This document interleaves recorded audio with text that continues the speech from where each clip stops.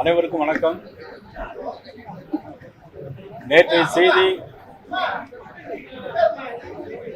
திரு அண்ணாமலை அவர்கள் பாரதிய ஜனதா கட்சியிலிருந்து விலகி அதற்கான ராஜினாமா கடிதம் ஏற்றுக்கொள்ளப்பட்டு அவர் வி லீடர்ஸ் என்ற ஒரு இயக்கத்தை ஆரம்பித்ததாக செய்திகள் நேற்று பார்த்தேன். அதில் பல்வேறு பாரதிய ஜனதா கட்சியினுடைய 1-2 பொறுப்பாளர்கள் போயிருக்கிறது. அப்புறம் நிறைய அடிமட்டத்தில் உள்ள பொறுப்பாளர்கள் போயிருக்கிறார்கள். ஆனால் அவர்கள் அவர்களை ஒரு மூளை செலவை செய்து, அதாவது பாரத பிரதமர் நரேந்திர மோடியுடைய ஆசையோடு தான் நாங்கள் ஆரம்பிக்கிறோம் என்றும் அதே நேரத்தில் இது ஒரு இயக்கம் என்று சொல்லியிருக்கிறார்கள். நான் பத்திரிகையில் ஊடகங்கள் வாயிலாக நான் தெரிவித்துக் கொள்வது, பாரத பிரதமர் நரேந்திர மோடியுடைய ஆசையோ, எங்களுடைய உள்துறை அமைச்சர் அமித்ஷாவுடைய ஆசையோ, தேசிய தலைவருடைய ஆசையோ, யாருடைய ஆசையும் எந்த இயக்கத்திற்கும் கிடையாது. பாரதிய ஜனதா கட்சி தேசம், இந்த நாடு என்கின்ற சித்தாந்தத்தின் அடிப்படையில் தான் இன்றைக்கு இயங்கி கொண்டிருக்கிறது. பாரதிய ஜனதா கட்சியை பொறுத்த மட்டிலும் எனக்கு முன்னாலே மூத்த தலைவர்கள், முதலமைச்சராக இருந்தவர்கள் கல்யாண சிங் அவர்கள், உமா பாரதி அவர்கள், ஜார்க்கண்ட் மாநிலத்தினுடைய மராட்டா பாண்டியா அவர்கள், இன்னும் நிறைய பேர்கள் இந்த இயக்கத்திலிருந்து வெளியே போய் திரும்பி இந்த இயக்கத்திற்கு வந்ததாகத்தான் வரலாறு இருக்கிறதே தவிர, இந்த இயக்கத்திலிருந்து போய் யாரும் செயல்பட்டு அவர்கள் இருந்ததாக எங்களுக்கு இதுவரையிலும் தெரியாது. பாரதிய ஜனதா கட்சியுடைய தொண்டர்களுக்கு எனது அன்பான வேண்டுகோள், யாரும் எதையும் நம்பி நீங்கள் போக வேண்டிய அவசியம் இல்லை. யாருடைய ஆசீர்வாதமும் நிச்சயமாக எந்த இயக்கத்திற்கும் கிடையாது. இயக்கத்தில் இருப்பவர்கள் இது பாரதிய ஜனதா கட்சியுடைய தொண்டர்களாக நிச்சயமாக இருக்க முடியாது. பாரதிய ஜனதா கட்சியில் இருப்பவர்கள் மட்டுமே இங்கு இருக்க முடியும். வேறு எந்த ஜாதி அமைப்புகளிலோ வேறு எந்த அமைப்புகளிலோ இருக்க முடியாது. ஆகவே யாரும் இதை நம்பி போக வேண்டாம் என்று நான் அன்போடு கேட்டுக்கொள்கிறேன்.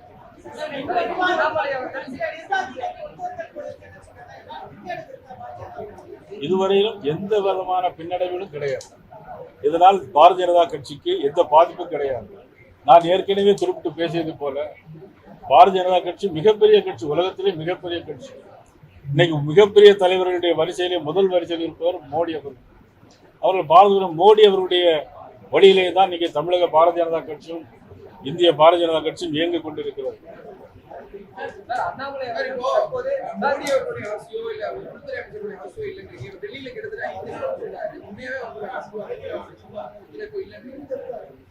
இல்ல, நீங்க சிக்னேச்சர் நட்டு கொடுத்த பிறகு எப்படி ஆசை இருக்க முடியும்? ஒரு கட்சியில இருந்து கொண்டு ராஜினாமா கடிதம் கொடுத்து விட்டு பிறகு அவர்கள் போன பிறகு ஆசீர்வாதம் எப்படி இருக்க முடியும்?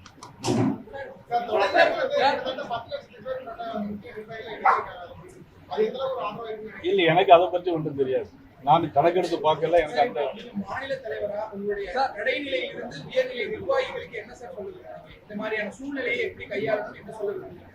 அதாவது எங்களுடைய கடைநிலை கிளை தலைவர் முதல் மாநில நிர்வாகிகள் வரையில் நான் வேண்டுகோள் வைப்பது, யாரும் எதையும் நம்பி ஏமாந்து இது இயக்கம் பாரதிய ஜனதா கட்சியிலும் இருந்து கொள்ளலாம், இந்த இயக்கத்திலும் இருந்து கொள்ளலாம் என்கின்ற எண்ணம் யாருக்கும் வேண்டாம். அதை தவிர்த்து நம்முடைய கொள்கையின் அடிப்படையில் பாரதிய ஜனதா கட்சியில் மட்டுமே உறுப்பினராக இருந்து செயல்பட முடியும் என்பதை என்னுடைய அனைத்து தலைவர்களுக்கும் என்னுடைய கிளை கழகத்துடைய பொறுப்பாளருக்கும் என்னுடைய வேண்டுகோளாக வைக்கிறேன்.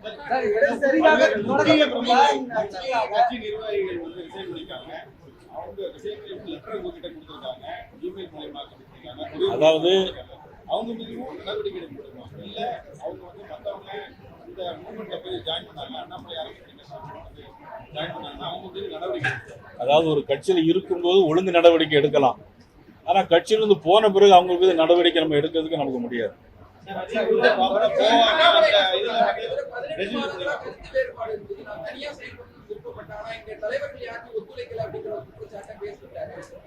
அதை பத்தி எப்படி பாக்குறான்னா,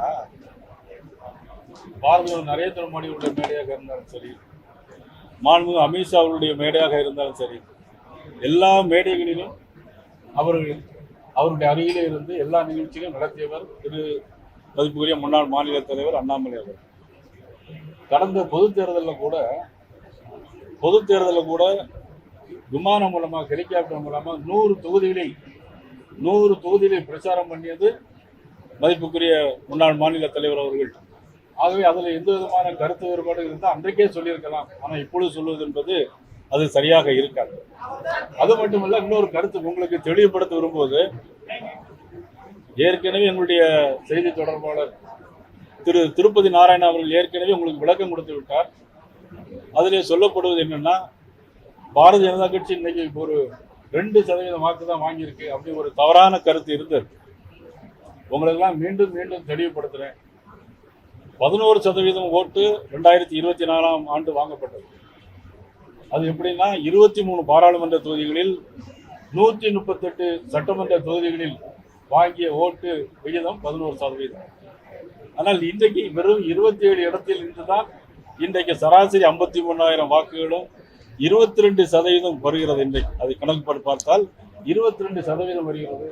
ஆகவே இதுவரையிலும் நடந்த எல்லா தேர்தலை காட்டிலும் இந்த சட்டமன்ற தேர்தலில் குறைந்த இடங்களில் போட்டியிட்டு அதிக சதவீத மதிப்பெண்களை நாங்கள் பெற்றிருக்கிறோம்.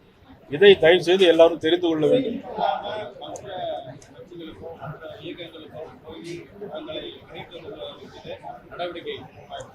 இல்ல, அவர்கள் கட்சி விட்டு போன அப்புறம் எப்படி நடவடிக்கை எடுக்கணும்?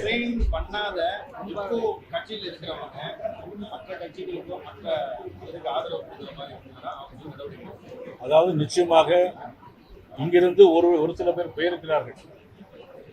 உங்கள் மூலமாக நான் வேண்டுவது, தெரிந்தோ தெரியாமலோ போயிருக்கலாம், அவர்கள் மீண்டும் இந்த கட்சியில் வந்து இணைய வேண்டும்.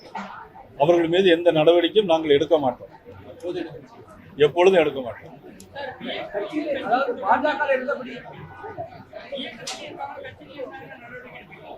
கட்சியில் மட்டும்தான் இருக்க முடியும்.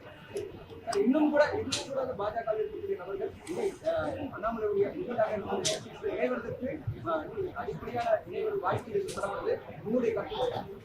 நான் சொல்ல எதுவும் தவறான வழிகாட்டல் என்பது யாரும் போக வேண்டாம். போனவர்கள் வர விருப்பமில்லை என்று சொன்னால் ஒரு இடத்தில் மட்டும்தான், உறுதியாக கட்சியில் மட்டும்தான் இருக்க முடியும், இயக்கத்தில் இருக்க முடியும்.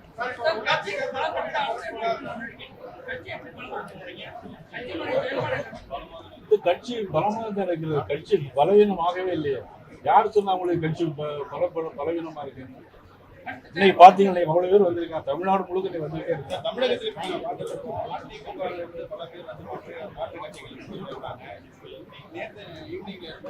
பாஜகவில் வந்து பல கட்சிகளுக்கு மற்ற குறிப்பாக அண்ணாமலை ஆரம்பித்திருக்கிற இயக்கத்துக்கு சேர்றாங்க. அதிமுகவும் சரி பாஜகவும் சரி இந்த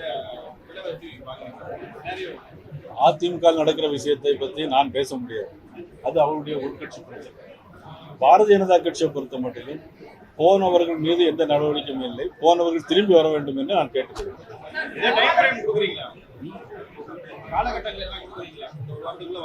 இல்ல எப்பொழுதும் வரலாம். ஏன்னா வந்து தெரியாம தான் போயிருக்காங்க நிறைய பேர். நான் தமிழ்ல தான் பேசினேன் உங்கள்கிட்ட. அதாவது பாரதிய ஜனதா கட்சியில் மட்டும்தான் இருக்க முடியும், இங்கேயும் செயல்படலாம் அங்கேயும் செயல்படக்கூடாது என்பதற்காக தான் இந்த பிரஸ் மீட்டை உங்களை கூப்பிட்டு உங்களுக்கு முதல்ல நான் சொல்லியிருக்கேன். அதாவது திருப்பி வரும்போது அவங்க மீது நடவடிக்கை இருக்காங்க. கட்சி விட்டு விலகி போனவர் மீது எப்படி நடவடிக்கை இருக்கும்? என்ன சொல்றீங்க? இயலாமையில தெரியாம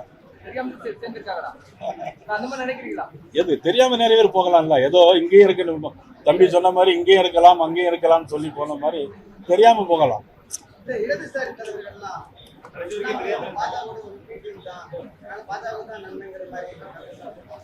ஒவ்வொருடைய கற்பனைக்கு நம்ம பதில் சொல்லிட்டு இருக்க முடியும். மாவட்ட தலைவர்கள் கூட்டம் போட்டது வந்து மாவட்ட செயலாளர்கள் மாவட்ட தலைவர்கள் கூட்டம் போட்டது வந்து நேற்று 5ஆம் தேதி இந்த உலக சுற்றுப்புற தினத்தை கொண்டாடணும். எல்லா இடங்களிலும் பரவி வருகின்ற வெப்பமயமாக்கல் குளோபல் வார்மிங்கை தடுப்பதற்காக மரங்கள் நடக்கும். பிறகு 10ஆம் தேதி உலகத்தினுடைய மிகப்பெரிய தலைவர், இந்தியாவை அதிக நாட்கள் ஆண்ட பாரத நரேந்திர மோடி அவருடைய தமிழக சாதனைகள் அனைத்தையும் எப்படி கொண்டாட வேண்டும். 3வது ஜூன் 21ஆம் தேதி என்னுடைய யோகா தினம், இதையெல்லாம் எப்படி கொண்டாடப்பட வேண்டும் என்பதற்காகவும் உள்ளாட்சி அமைப்பு தேர்தல் வந்தால் அதற்காக தயாரான சூழ்நிலையை பாரதிய ஜனதா கட்சி நடவடிக்கைகள் இருப்பதற்காக திருச்சியில் 8ஆம் தேதி நாங்கள் மாவட்ட தலைவருடைய கூட்டத்தை கூட்டியிருக்கோம்.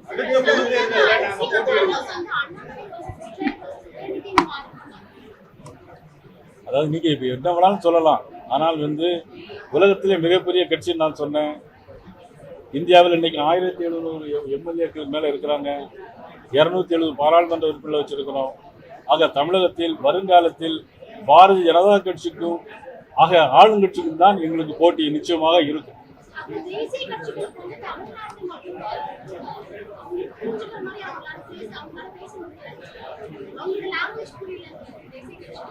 யார் சொல்லியிருக்காங்க?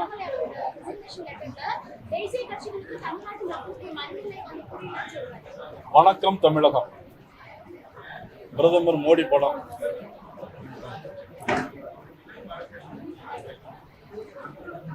இதை எழுதினது யாருன்னா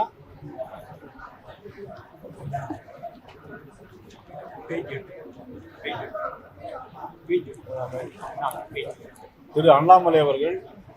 நமது பாரத பிரதமரை பற்றிய புக்கு இது, அதில் எழுதியிருக்கிறாங்க. அதில் ஒரு எழுத்து எழுதியிருக்காங்க, நான் இப்போ உங்களுக்கு படிச்சு காட்டுறேன்.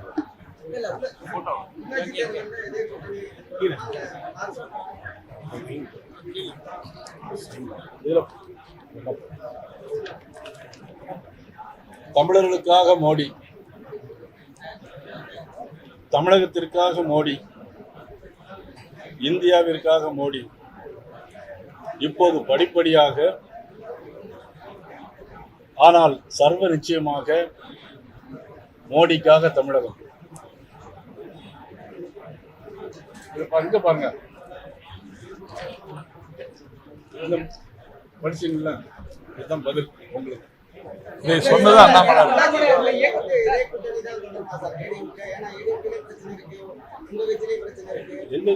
எங்க கட்சியில பிரச்சனை கிடையாதுங்க. ஏடிஎம்கே இருக்குன்னு நான் சொல்ல முடியாது. எங்க கட்சி என்னைக்குமே ஸ்ட்ராங்கா இருக்கு. உள்ளாட்சி தேர்தலுக்கு பாரதிய ஜனதா கட்சி இதே கூட்டணியோடு சேர்த்து போட்டியிடும். திருப்பம்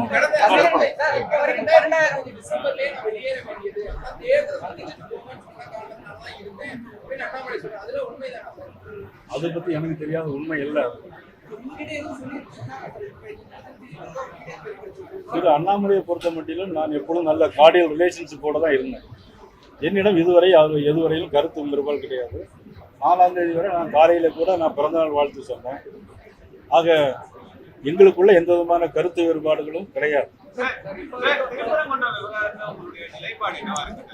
அமைச்சர் சிடிஆர் நிர்மல்குமார் மக்கள் அமைதியை தான் எதிர்பார்க்கிறாங்க.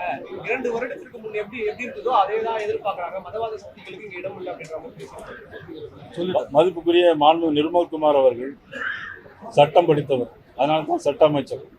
ஆனால் சட்டத்தை மதிக்கிறாரா என்பதுதான் கேள்வி.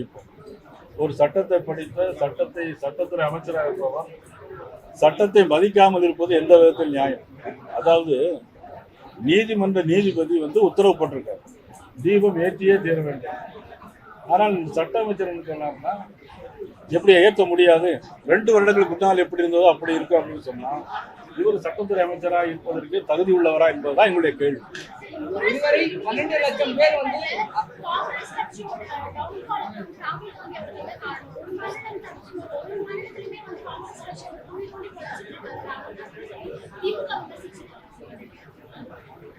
திமுகவும் காங்கிரஸும் பிரிக்க முடியாத பெவிக்கால் போட்டு ஒட்டின மாதிரி பிரிக்க முடியாத கூட்டணியா இருந்தாங்க. ஆனா இப்பொழுது அவங்கள விட்டு அவங்க போயிட்டாங்க. இதுதான் காங்கிரஸ் கட்சி. காங்கிரஸ் கட்சி என்னைக்குமே தோழமை கட்சிகளை தோளுக்கு மேலே ஏறி இருந்து செவிய கடிக்கக்கூடிய கட்சி காங்கிரஸ் கட்சி. ஆக காங்கிரஸ் கட்சி நம்பி போனால் இதுதான் கதியாக வரும்.